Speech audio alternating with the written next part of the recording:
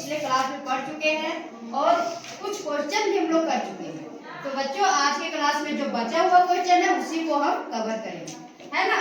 तो बच्चों देखिए तीसरा क्वेश्चन है, हिंदी के एक प्रसिद्ध कवि सुमित्रानंदन पंत ने संध्या का वर्णन इस प्रकार किया है। किस प्रकार किया है वो देखते हैं। संध्या का झुरमुट, झुरमुट मतलब होता है कि जहाँ पे रहता है ना कि झुंड, पेड़ पौधा का झुंड हो गया, ये पुटुस वगैरह जो होता है ना, झाड़ी झाड़ी, उसका झुंड के बारे में बात करें। बांसों का झुरमुट, बांस जो होता है, बांस तो एक ही जगह समूह रहता है, बांसों का झुरमुट हो गया। चहक रही चिड़िया, चिड़िया का झुरमुट हो गया, मतलब समूह में हो गया चिड़िया का। टीवी, टी टूटू, इसका भी टीवी का ये जो आवाज जो होता है ना उसका ये हो गया।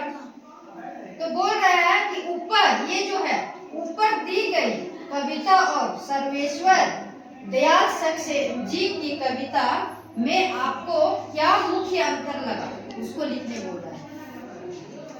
तो क्या मुख्य अंतर लगा उसको हम लिखते हैं ना।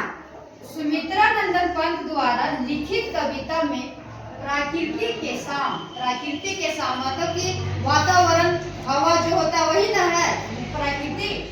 समय बांसों के झुरमुट, ये समय बांसों का झुरमुट, जहाँ बांस होता है वहाँ तो इकट्ठा बहुत सारा बांस होता है, वही झुरमुट को होता है ना समूह, वही उसी को बोलते हैं समूह। झुरमुट में चिड़िया की गतिविधियां का वर्णन है, चिड़िया की गतिविधियां का वर्णन है, क्योंकि वो झुरमुट बांस में अक्सर पहले हम लोग देखते थे बहुत सारा चिड़िया एक बांस में चहचहाते रहता था, उसी के बारे में बता रहे है ना। जबकि कवि सर्वेश्वर दयाल सक्सेना द्वारा अपनी कविता शाम एक किसान के रूप में जाड़े की शाम की प्राकृतिक दृश्य का वर्णन किया है। क्या चीज का किया है?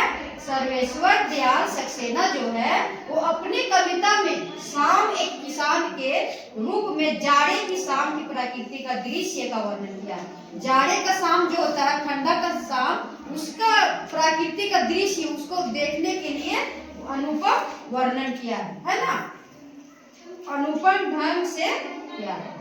तो बच्चों मुझे नहीं लगता है कि आप लोग को ये कविता समझने में कोई कठिनाई हुआ होगा, तो विस्तार रूप से बता दिए है ना।